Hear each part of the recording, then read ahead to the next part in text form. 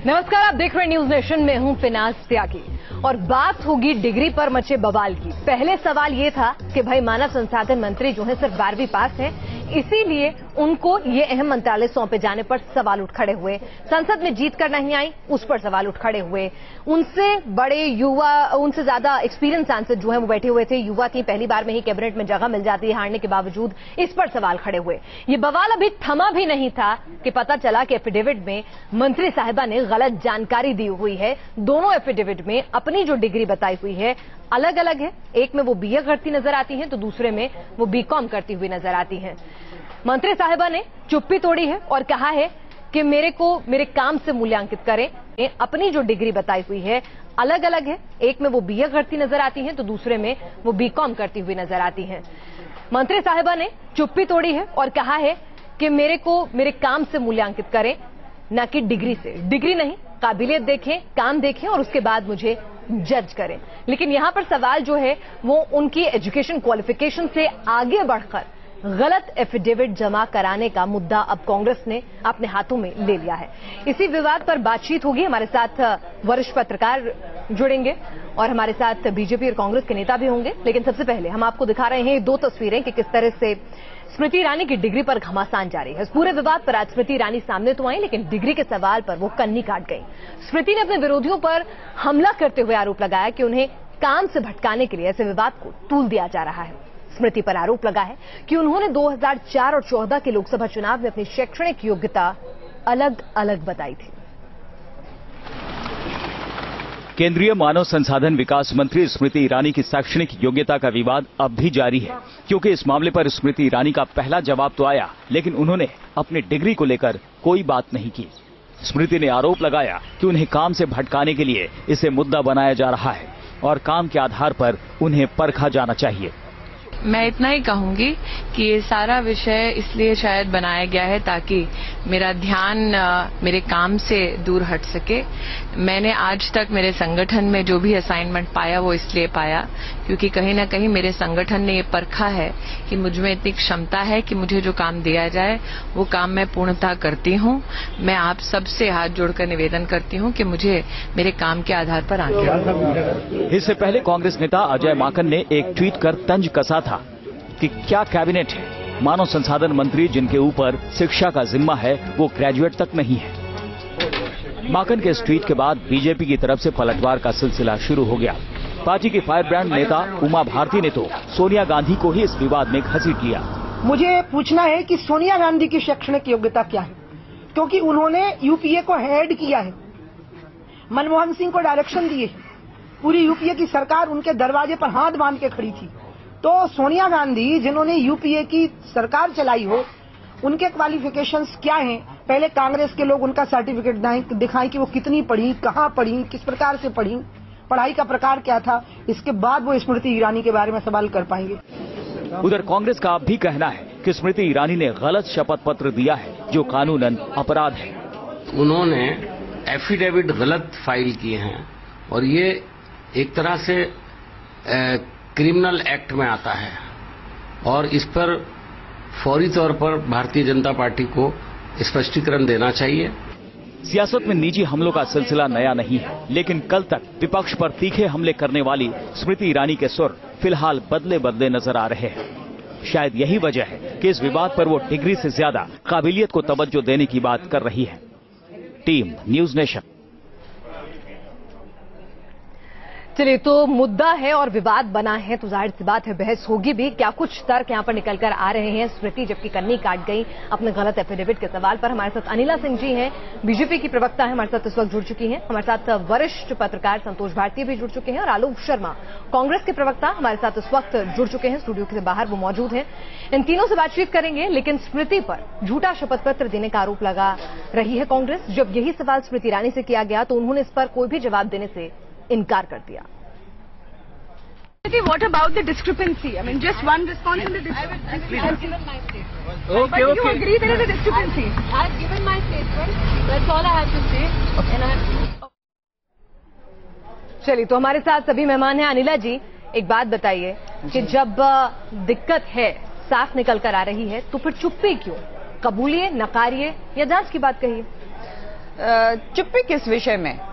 हम किसी विषय में चुप्पी साधते नहीं, चुप्पी वो साधते हैं जिनको ये लगता हो। आपने देखा स्मृति ईरानी जी ने जवाब देने से इनकार कर दिया, तो उन्होंने क्या गलत कहा? उन्होंने ये कहा है कि आप मुझे मेरी काबिलियत पे परखिए। हमने 2 सवाल पूछे उनसे। पहला सवाल जब पूछा आपकी एजुकेशन को लेकर सवाल उठाया जा रहा है, तो उन्होंने कहा भाई मेरी काबिलियत पे परखिए, समझ में आता है। दूसरा सवाल किया कि आपकी एफिडेविट में गलत जानकारी है, दोनों में अलग अलग जानकारी है, इस पर क्या कहेंगी? तो उन्होंने कहा उस पर जवाब नहीं देंगी। नहीं, देखिए, सबसे बड़ा मुद्दा ये बार बार उठाया जाता है कि जो ग्रेजुएट भी नहीं है उसको किस प्रकार से एचआरडी मिनिस्ट्री का कैबिनेट मिनिस्टर बना दिया गया। ये जो सोच है बहस हो चुकी है, उस पर कांग्रेस बहस की क्या बात है? कांग्रेस इस मुद्दे को लेकर बारंबार आगे आप अगर एफिडेविट की भी बात करते हैं, मैं ये कहती हूँ कि जो भी है, अगर सही एफिडेविट है, गलत एफिडेविट है, उसकी अपनी जांच होगी, उस समय अनुसार सब चीजें सामने आ जाएंगी। इसको इतना बड़ा मुद्दा क्यों बनाया जा रहा है? अरे वो महिला है, अभी 2 दिन नहीं हुए हैं उसे अपना भार संभाले हुए, आप उसे मौका तक नहीं दे रहे हैं, चारों ओर से घेर देना चाह रहे हैं, केवल इसलिए कि क्योंकि वो एक महिला है और एक बहुत साधारण पारिवारिक बैकग्राउंड से आ रही है। आप उसे अपने आप को प्रूव करने का समय भी नहीं दे रहे हैं। ये मानसिकता दिखाई देती है कांग्रेस पार्टी की दिशाहीन। आलोक जी, आप लोग टारगेट कर रहे हैं क्योंकि बाकी कुछ फ्लॉज तो आप निकाल नहीं पा रहे हैं। जिस तरह का बहुमत बीजेपी को मिला है, तो चलिए एक मौका हाथ लगा तो चारों तरफ से घेर लिया जाए।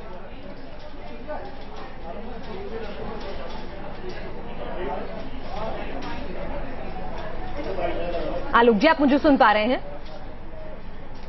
चलिए, लगता है आलोक जी से भी संपर्क नहीं हो रहा है। संतोष भारती जी भी हमारे साथ इस वक्त वरिष्ठ पत्रकार मौजूद हैं। संतोष जी, किस तरह से इसको देखेंगे आप? क्या स्मृति को इस मामले में चुप रहना चाहिए था, या फिर जिस गुड गवर्नेंस की हम बात कर रहे हैं, आगे बढ़कर आके कहीं ना कहीं उनको कहना चाहिए था कि हाँ, जांच होनी चाहिए?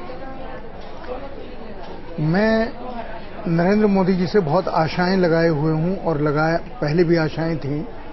मुझे लग रहा था इनकी कैबिनेट और इनके कदम कांग्रेस से कुछ अलग होंगे और भाषा भी कांग्रेस से कुछ अलग होगी, क्योंकि देश के लोगों ने जिस उत्साह के साथ इन्हें जिताया है महंगाई, भ्रष्टाचार, बेरोजगारी के सवाल को लेकर के, पर वो आशा थोड़ी सी धूमिल हुई है। दोनों पार्टियां नॉन इशू को इशू बना रही हैं। कांग्रेस इसे इसलिए इशू बना रही है क्योंकि कांग्रेस ये कहने की स्थिति में नहीं है कि नरेंद्र मोदी को अगले 100 दिन में क्या काम करना चाहिए, और भारतीय जनता पार्टी इस सारे सवाल को इसलिए उलझा रही है क्योंकि उससे कहीं न कहीं कोई चूक हो गई है। कैबिनेट का पहला दर्शन कुछ अच्छा नहीं रहा। ये सही बात है कि नरेंद्र मोदी ने अपने साथियों को उनमें योग्यता देखी होगी, तभी उन्होंने जिम्मेदारी दी। जैसे स्मृति ईरानी, उनमें योग्यता देखी होगी कि वो कर पाएंगी, उसके लिए डिग्री सवाल नहीं है। पर हाँ, जिस एफिडेविट की बात है, उसी ऐसे ही एफिडेविट कई और लोगों के सामने भी आए हैं, पर चूंकि पिछले मुर्दे उखाड़ने का समय नहीं है, स्मृति ईरानी को इसके बारे में एक स्पष्टीकरण देना चाहिए, क्योंकि ये सवाल बहुत छोटा तबका, लेकिन उस तबके के लिए महत्वपूर्ण है कि अगर हमारा मंत्री ही कानून के साथ खेल करने की कोशिश करेगा तो वो हमें डिलीवर क्या करेगा। इसलिए थोड़ी सी समझदारी के साथ भारतीय जनता पार्टी को इस स्थिति को निपटाना चाहिए, और कांग्रेस को बजाय इसके ऊपर हमला बोलने के लिए उसे चाहिए 100 दिन में नरेंद्र मोदी क्या करें, इसके ऊपर नरेंद्र मोदी जी को घेरना चाहिए। चलिए, तो यहाँ पर किस मुद्दे पर घेरना चाहिए वो मुद्दे नहीं मिल रहे। लेकिन अनिला जी, जिस तरह से आपने कहा कि चूक, अभी संतोष जी ने कहा चूक हुई है, तो आप मान रहे हैं गलती हुई? नहीं, मैं बिल्कुल इस चीज से एग्री नहीं करती हूँ। देखिए, पूरे भारतवर्ष ने अपना विश्वास प्रकट किया है। मेरी बात पूरी करने दीजिए। नरेंद्र मोदी जी ने, तो नरेंद्र मोदी जी ने जो अपनी कैबिनेट बनाई है, तो इस पूरे भारतवर्ष का जब विश्वास मोदी जी में है, तो मोदी जी की कैबिनेट में भी रहेगा। कैबिनेट पर कांग्रेस उठा रहे, हम ये उठा रहे हैं कि स्मृति ईरानी ने जो 2 अलहदा एफिडेविट दिए हैं, उनमें चूक हो गई हो। चलिए, हो सकता है उनकी मंशा ये ना रही हो, लेकिन एफिडेविट का काम जो है दूसरे लोग संभालते हैं। किसी भी मंत्री जब एफिडेविट जमा कराने जाता है, वकीलों की, सलाहकारों की पूरी टीम होती है उसके अंदर, तो वहां गलती हुई हो, वहां चूक हुई। मैं यही तो कह रही हूँ, चूक हुई है या नहीं हुई है, जो भी है उसकी एक प्रक्रिया है जांच की, उसको हो जाने दीजिए। इस चीज को लेके कांग्रेस जो है वो इतनी ओवर एक्साइटेड क्यों हो रही है?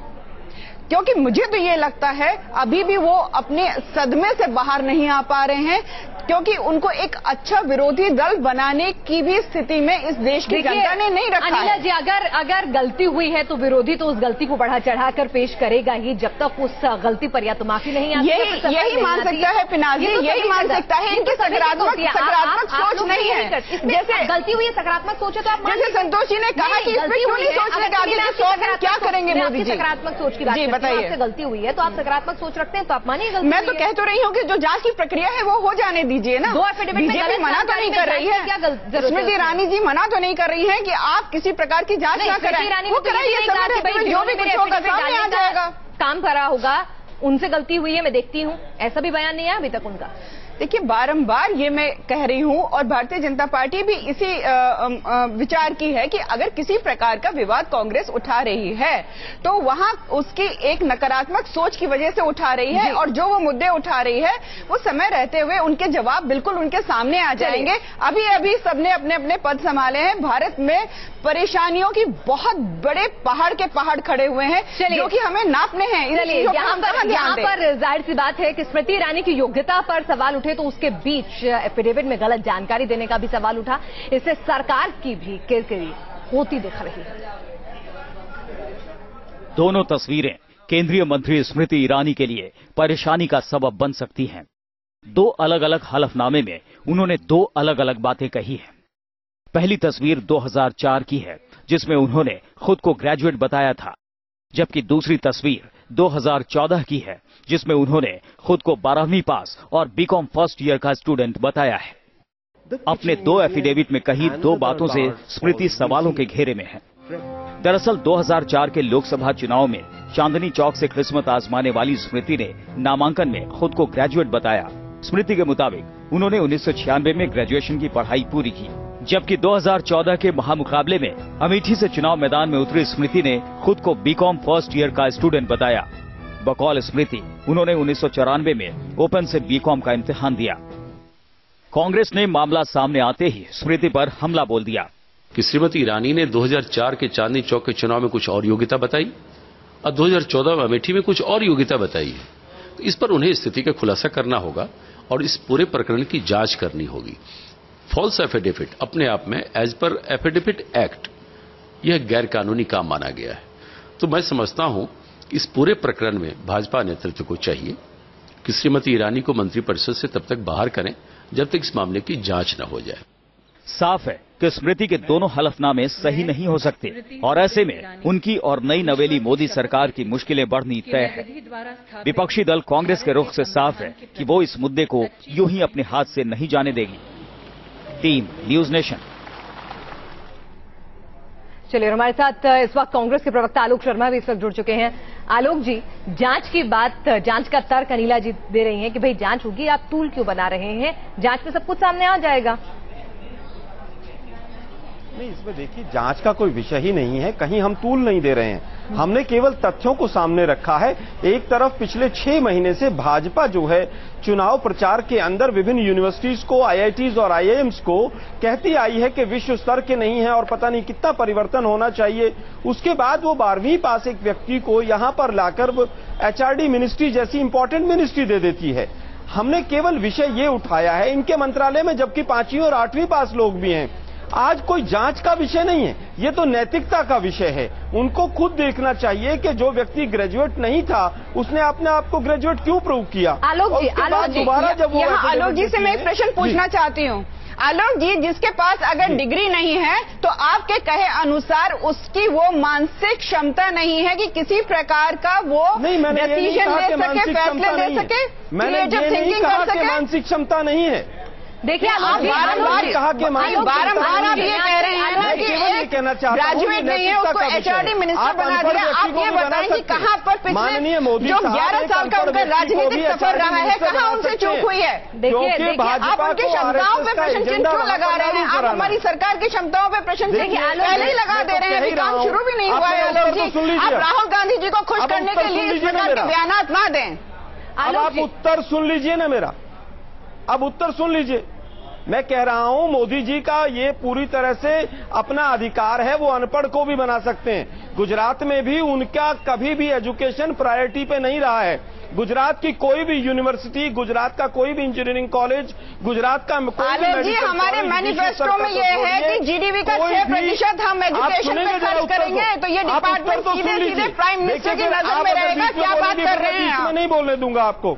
देखिए, मैं बीच में आप इस तरह से आप गलत तथ्य देंगे तो मैं क्या चुप रहूंगी? बिल्कुल चुप नहीं रहूंगी। गलत तथ्य नहीं दे रहा हूं। गलत तथ्य दे रहे हैं। बताइए कौन सा यूपीए 1 और यूपीए 2 में कितना परसेंटेज ऑफ जीडीपी खर्च किया है आपकी सरकार ने एजुकेशन पे? बता दीजिए। देखिए, क्या स्मृति ईरानी जी ने जो अपने तथ्य प्रस्तुत किए हैं वो ठीक है?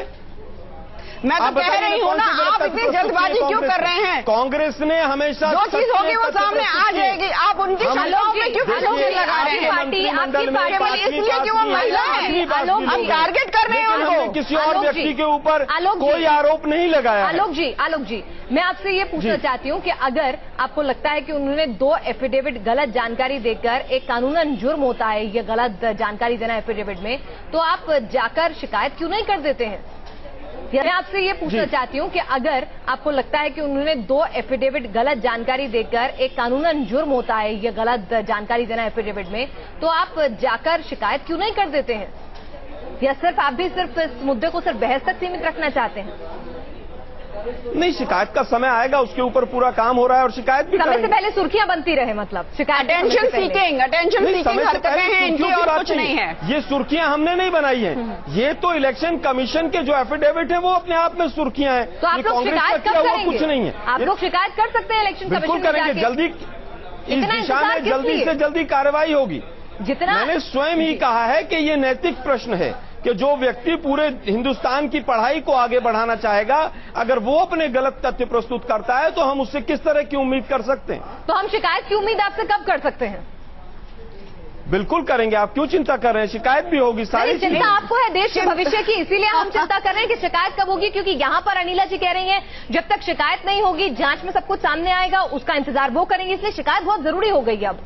देखिए, इसमें तथ्य की कोई जांच की या तथ्य की कोई कहीं पर गुंजाइश ही नहीं है। 2 एफिडेविट हैं, दोनों वेबसाइट पर पड़े हुए, दोनों इलेक्शन। आलोक जी, भारतवर्ष को धोखे में रखना, आंकड़ों का हेरफेर करना, वो आपकी पार्टी की नियत और मंशा सदा रही है, भारतीय जनता पार्टी की नहीं रही है। यहाँ पर मैं समझने की कोशिश करती हूँ कि दोनों राजनीतिक पार्टियां कह रहा हूँ क्या, या तो बीजेपी, देखिए, या तो बीजेपी डिनाई करे कि ये जो एफिडेविट दिए गए हैं ये ओरिजिनल नहीं है, और अगर डिनाई नहीं करती है तो फिर किस जांच की आवश्यकता है? जी बताइए। आपने शिकायत दर्ज कर दी आलोक जी?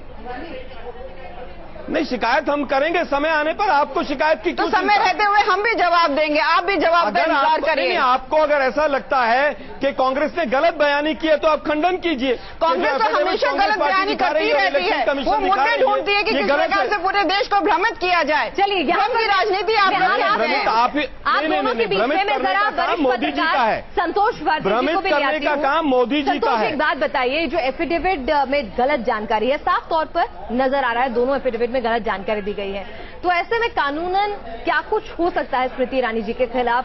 क्या वो माफी मांगकर बच निकल सकती हैं कि भाई जिन्होंने एफिडेविट दिया था उनकी गलती थी, कहीं ना कहीं उन्होंने ध्यान नहीं दिया, चेक नहीं हुआ, कुछ ह्यूमन एरर हो गया, या फिर मामला आगे तक बढ़ सकता है? ये अपने आप में कानूनी बहुत मुश्किल वाला पैटर्न साबित हो सकता है उनके लिए।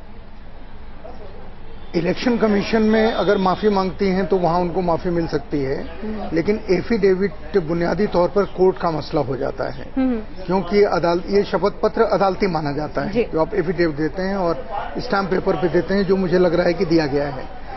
अगर कोई इस चीज को लेकर के हाई कोर्ट में जाता है या सुप्रीम कोर्ट में जाता है, उससे स्मृति जी परेशानी में पड़ सकती हैं, क्योंकि कई बार गलत एफिडेविट देने पर सुप्रीम कोर्ट ने या निचले कोर्टों ने बहुत सख्त उसके ऊपर रुख अपनाया है।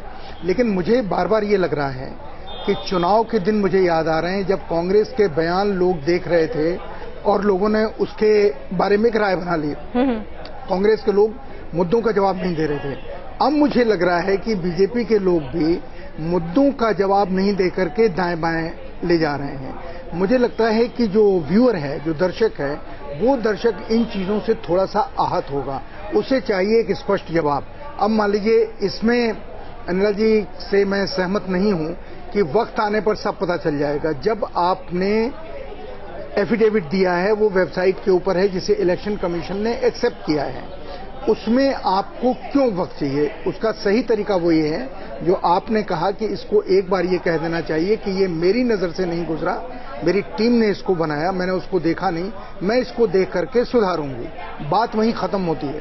पर वो बात न कहने से ये बात खामोखा की बहस में आगे बढ़ रही है। जी अनिला जी, देखिए, मैं बारंबार ये बात कह रही हूँ कि अगर इस प्रकार की कोई शिकायत दर्ज होती है, शिकायत का इंतजार क्यों जब आपके सामने गलती नजर आ रही है? बड़प्पन तो ये होता है गलती देखकर उसको कबूल कर सुधारने की बात कही जाए, क्यों इंतजार कर रहे हैं कि नहीं, मैं वही कह रही हूँ, शीर्ष नेतृत्व जो है वो आपके सामने बिल्कुल उनके जो बयान है वो सामने आ जाएंगे, जो उनको एक्शंस लेना है वो सामने आ जाएंगे। मेरा केवल और केवल कहना ये है यहाँ पे पिनाज जी कि अभी अभी वो अपने पद भार उन्होंने संभाला है, आप उनकी क्षमताएं तो देखिए। हमारे लिए मेन कंसर्न ये है भारतवर्ष में जो मुद्दे पर आपने क्षमता की बात की है, तो एफिडेविट के मुद्दे से, क्योंकि आप न तो उस पर आपकी पार्टी अभी खुलकर कुछ बयान दे रही है, शिकायत कांग्रेस करने को राजी नहीं है, तो ना शिकायत होगी ना ही जांच होगी, और जांच नहीं होगी तो बीजेपी की तरफ से भी कोई बयान नहीं आएगा, तो मामला सिर्फ एकदम सुर्खियों के लिए शायद उलझता हुआ नजर आ रहा है। आलोक जी, आप कुछ कहना चाह रहे हैं शायद? पिनाज जी, मैं कहना चाहता हूं, भाजपा 2 दिन से चिल्ला चिल्ला के कह रही है कि वो बहुत एफिशिएंट हैं। जो व्यक्ति लोकसभा के चुनाव में अपने एफिडेविट्स को चेक करके फाइल नहीं करता है, उसकी एफिशिएंसी इसी बात से पता चल जाती है। स्मृति जी की एफिशिएंसी पर सवाल है। पहले कहा गया कि एजुकेशन क्वालिफिकेशन एचआरडी मिनिस्ट्री संभालने के लिए नाकाफी है, एक्सपीरियंस नाकाफी है, चुनकर नहीं आई हैं, और अब कहा जा रहा है अगर अपने एफिडेविट ढंग से नहीं भर सकती हैं तो फिर किस तरह की जिम्मेदाराना रवैया की जाए? आलोक जी, इस प्रकार के बयानात जो है ना बिल्कुल हजम नहीं होते, और ये कहें कि अगर किसी पे आप उंगली उठा रहे हैं तो 4 उंगलियां आपकी तरफ भी उठ रही हैं। ह्यूमन एरर्स को लेकर अगर आप इतना बड़ा मुद्दा बना रहे हैं तो मुझे यहाँ कहते हुए संकोच नहीं होगा। आपके जो शीर्ष नेतृत्व हैं, कई बार भाषणों में उनकी जबान स्लिप हुई है, कहना कुछ चाह रहे हैं और कह कुछ रहे हैं। क्या कभी इस चीज को लेकर मुद्दा बनाया गया है? आप लोग सकारात्मक सोच क्यों नहीं रखते हैं? क्यों नहीं देश का भला सोचते हैं? क्यों नहीं आप मैंडेट के साथ आप हजम कर पा रहे हैं? मैंडेट हमारे साथ है, बीजेपी के साथ है। देश चाह रहा है मैंडेट होने का मतलब ये नहीं है कि आप झूठे एफिडेविट दें। चलिए अनिला जी, मैंडेट अपनी जगह है, उसकी इज्जत मैंडेट आ गया है तो आप इसीलिए तमाम कैबिनेट जो है तमाम चीजें अपने मन मुताबिक चुनी जा रही हैं, की जा रही हैं, उसका तमाम लोग सम्मान करते हैं, लेकिन जो गलती सामने आंखों के दिख रही है उस पर सवाल उठने भी लाजमी है। इस बीच हम अपने दर्शकों को दिखाते हैं कि स्मृति का सफर जो है वो टीवी की दुनिया से कैसे शुरू हुआ और सीरियल से सियासत तक जा पहुंचा। मैं स्मृति जुबिन ईरानी ईश्वर की शपथ लेती हूँ कि मैं विधि द्वारा स्थापित भारत के संविधान के प्रति सच्ची श्रद्धा और निष्ठा रखूंगी। मोदी सरकार में स्मृति ईरानी मंत्री तो बनी, उन्हें मानव संसाधन विकास मंत्रालय देकर सीधे कैबिनेट मंत्री भी बनाया गया, लेकिन मंत्री बनने के लिए उनका नाम विवादों में आ जाएगा, इसका एहसास शायद स्मृति ईरानी को भी नहीं हुआ होगा। दरअसल स्मृति ईरानी मोदी की करीबी मानी जाती हैं और कहा जाता है कि मोदी की वजह से ही उनका राजनीतिक करियर इतनी तेजी से आगे बढ़ा। इससे पहले स्मृति ईरानी की पहचान टीवी की बहू तुलसी से तब बनी जब उन्होंने क्योंकि सास भी कभी बहू थी नाम के सीरियल में तुलसी का आदर्श बहू का किरदार निभाया था। छोटे पर्दे पर तुलसी की बढ़ती लोकप्रियता के बाद उन्होंने सियासत पे कदम रखा तो मोदी मेंटोर की तरह सामने आए। हालांकि 2004 में स्मृति ईरानी ने दिल्ली के चांदनी चौक से लोकसभा का चुनाव लड़ा, लेकिन कपिल सिब्बल से वो चुनाव हार गई। इसके बाद भी उनका कद कम नहीं हुआ और उन्हें राज्यसभा का टिकट मिल गया। हालांकि 2004 में मोदी से उनका किसी बात को लेकर इतना मतभेद भी हुआ जिसकी वजह से वो गुजरात दंगों के लिए नरेंद्र मोदी की तीखी आलोचना करते हुए मोदी से इस्तीफे की मांग भी करने लगी और भूख हड़ताल की धमकी भी दे दी। लेकिन फिर अचानक उनके सुर बदले और वो मोदी की मुरीद बन गई। इसके बाद तो स्मृति ईरानी ने पीछे मुड़कर नहीं देखा। पार्टी में महिला संगठन का कामकाज संभालने के बाद 2014 के लोकसभा चुनाव में स्मृति ईरानी को अमेठी से राहुल गांधी के खिलाफ खड़ा किया गया, लेकिन यहां भी वो हार गई। बावजूद इसके मोदी की मेहरबानी की वजह से स्मृति न सिर्फ मोदी कैबिनेट में जगह पाने में कामयाब रही, बल्कि उन्हें मानव संसाधन विकास मंत्रालय जैसा अहम मंत्रालय देकर कैबिनेट मंत्री भी बना दिया गया। Team news nation. चलिए, और हमारे साथ संतोष जी वरिष्ठ पत्रकार हैं, तो अब मैं कार्यक्रम के कंक्लूजन आप ही से चाहूंगी। संतोष जी, शुरुआत में जब अजय माकन ने स्मृति ईरानी की एजुकेशन क्वालिफिकेशन बताकर उनको घेरने की कोशिश की, तो लग रहा था कांग्रेस ने यहाँ पे सेल्फ गोल कर लिया, क्योंकि सारी सिंपैथी जो है स्मृति के साथ जा रही थी। लेकिन जब एफिडेविट की गलती सामने आती है तो कांग्रेस को मुद्दा मिल गया, जिसे बखूबी भुनाई जा रही है, शिकायत नहीं दर्ज करा रही है। देखिए, चूक तो स्मृति जी से हुई है और उन्हें इसको मान लेना चाहिए। मुझे ऐसा लगता है कि ये बहस लोगों की जिंदगी के ऊपर, या हम जो पत्रकार हैं हम लोग इसको थोड़ा सा बढ़ाएंगे, थोड़ा मजा आएगा, ठीक है, लेकिन इसका नतीजा कुछ नहीं निकलेगा। नतीजा निकलेगा 100 दिन के बाद। आज पहली बार नरेंद्र मोदी जी ने कहा है अपने मंत्रियों को कि 100 दिन की योजना बनाएं और रिपोर्ट कार्ड दें। अचानक मनमोहन सिंह याद आ गए, पहली बार 100 दिन का रिपोर्ट कार्ड जारी करेंगे।